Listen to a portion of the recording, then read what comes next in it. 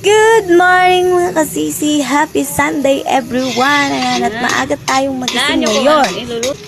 Tayo ay magisa ng sibuyas at bawang.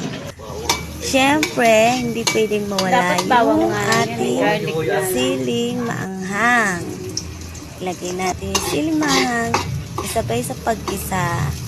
At ang lulutuin ko nga pala ngayon ay seafood. Dapat ay hipon lang ang lulutuin ko dahil kakaunti yung hipon sa halagang 100. Ibigin namin itong mga alimangong maliliit.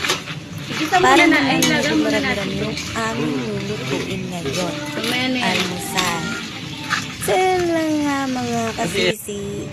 Pagkatapos ko nga igisa dyan yung alimangong maliliit. Tapos, timplahan mo na. Lagyan mo ng oyster sauce.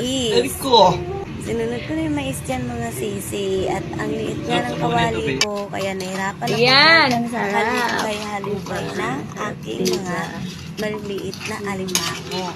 At siyempre, pagkatapos ko nga halu-haluin yan mga kasisi ko, isisinunod ko na nga dito yung kakapiranggot na hipon. So, yan. Nakikita nyo ang hipon ko na isasahog dyan. Halagang 100 mga kasisi. Ayan. Kasama talaga yan? Bakit mo hiniwalay-walay?